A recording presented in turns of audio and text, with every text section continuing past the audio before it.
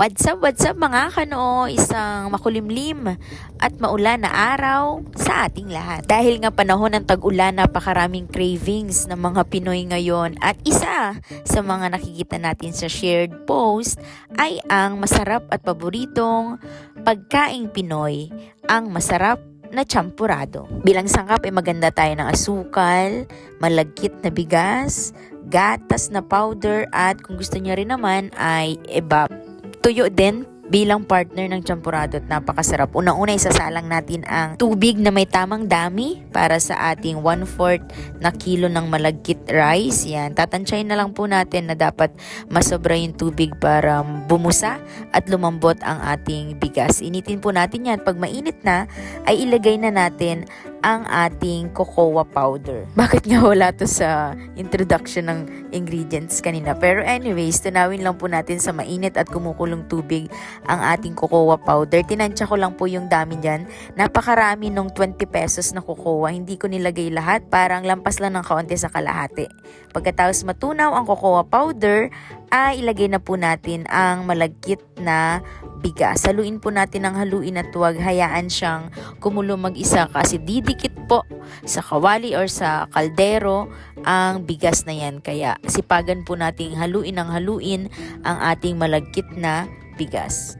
Bilang isa ito sa aking mga paboritong pagkain ay gusto ko ay tamang-tama at hindi tinipid yung paglagay ng cocoa powder. Gusto ko itim na itim talaga yung bigas kapag naluto siya. Parang ganito. So maya-maya po natin hinahalo para hindi dumikit at tinitinan din natin kung talagang tama na yung pagkakaluto ng malagkit na bigas. Sakto lang din na asukal para hindi masyadong matamis ang ating champurado kasi maglalagay pa tayo mamaya ng gatas bilang topping sa ating masarap at mainit na champurado na sakto at tamang-tama sa panahon ng tag-ulan.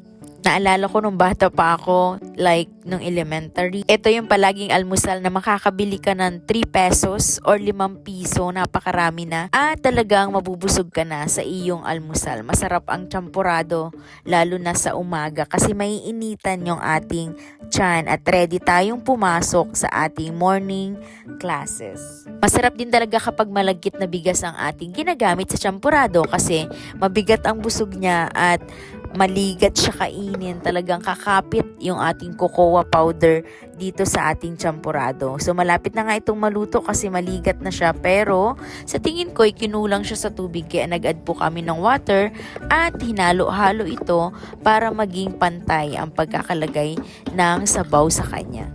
Pagkaluto nga ng ating champurado ay nagprito na tayo ng ating tuyo. Napakasarap nito i-partner sa champurado. Ito ang isa sa paborito ng pagkaing Pinoy, ang tuyo. Masarap yung tuyo kapag hindi siya masyadong maalat. Talagang kahit papakin mo ay hindi ka magsasawa sa tunsoy or tuyo. Ready to serve! So dahan-dahan po tayong maglalagay sa ating mangkok kasi mainit ito. Ingat po tayo lalo na sa mga bagong ahon na pagkain tulad nitong champurado or lugaw. Talagang makakapaso yan. So ingat.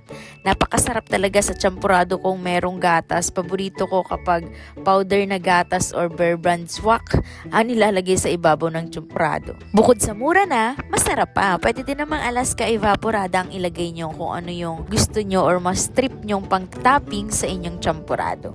Nakakatakam naman yung mga ganitong pagkain. Tiyak, hindi ka nakakakain ng hapunan kapag marami kang nameriendang champurado. Best din ito sa almusal at paborito ng mga chikiting. Ito na ang ating finished product. Minsan lang din tayo mag-cravings kaya bigyan na natin ang ating hilig. Maraming salamat sa panonood.